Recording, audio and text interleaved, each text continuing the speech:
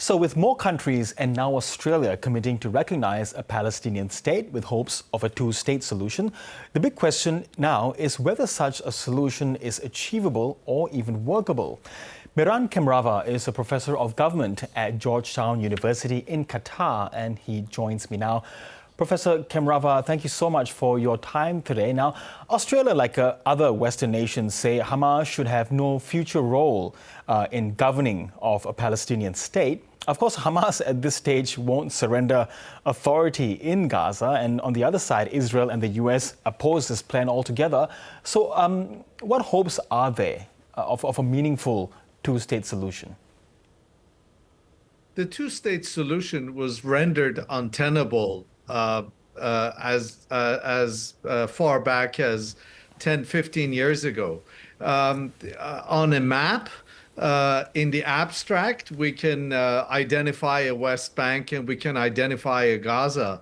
But in reality, situation on the ground mitigates that. The West Bank, even before 2023, was surrounded by Israeli settlements.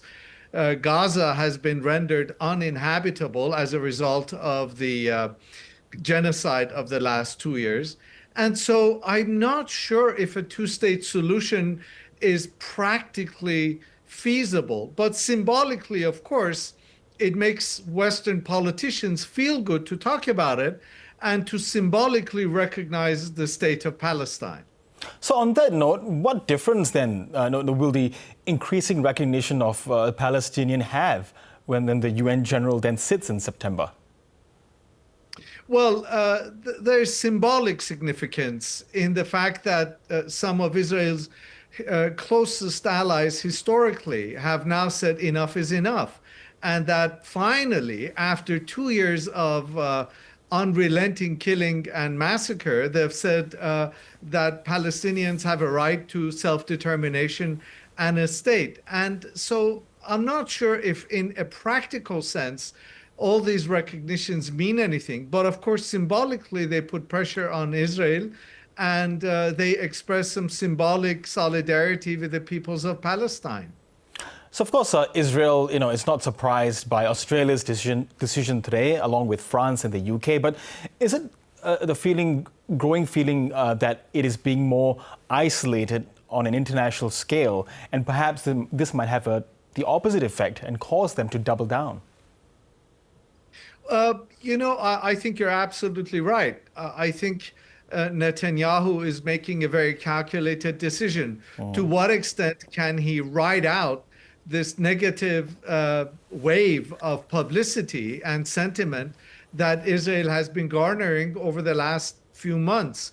And so I think he's thinking right now, calculating to what extent do the pros and cons outweigh one another. And I think his calculation, for the time being at least, is that he can ride out this negative wave of sentiments globally. And if he carries on with his plan to completely take over Gaza, as he has said for the past few days, do you think that is one of the most likely scenarios, and that the international community is very much powerless to stop that from happening? Well, the international community has been powerless, and we have seen that the only country, the only person really that has power to stop Netanyahu from doing what he's been doing has been President Donald Trump. And so far, President Trump has either been going along with Netanyahu or has kind of turned a blind eye if the two of them have disagreed on various issues.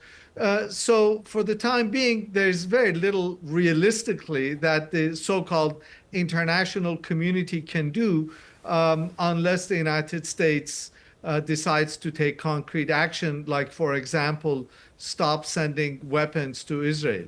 Yes. So do you believe that in the case of the announcements made by Australia, France, the UK, that the leaders of those countries were, if you're saying this is symbolic, then they were pretty much perhaps placating the pro-Palestinian protesters, those who do want the violence, at least in Gaza, to stop? Was that the goal, do you think, from these leaders, if you don't believe that, the two-state solution is even alive at the moment? I think there are two motives at work here, one international, the other domestic. Each of these figures that you mentioned, each of these governments, Australia, Canada, England, France, they all have a domestic constituent that they have to talk to, and they're held accountable. Nobody can deny the starvation, the deliberate starvation of the Palestinians. No one can deny at this point, now that former Israeli prime ministers and Israeli human rights organizations are talking about a genocide.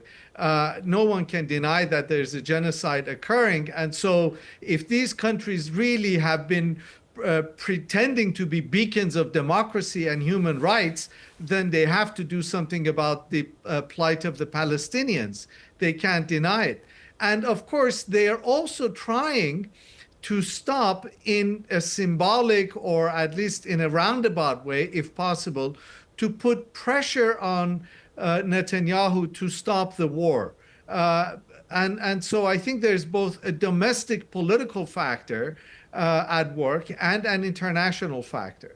Yes, and just finally, Professor, I mean, the Australian government today, they say they want to work in other countries as well that are going to recognize the state of Palestine in September. They say they want to work with the Palestinian Authority to be able to, with the goal of having them govern a future Palestinian state. What is the state of the Palestinian Authority at the moment? Are they capable of governing perhaps sometime in the future? Once again, there's a complete disconnect here between rhetoric and reality. The Palestinian Authority cannot govern the West Bank, never mind governing a place as decimated as Gaza. And so I think once again, we have here kind of a complete disconnect with reality. The Palestinian Authority has been relegated for the last decade or so to being really a municipal government in places like Ramallah and a couple of other West Bank towns. It can't even govern the territory of the West Bank, never mind being able to take over Gaza as well. Okay, Professor Mehran Kamrava, we do have to leave it there, but really appreciate your insights. Thank you so much. Thank you very much.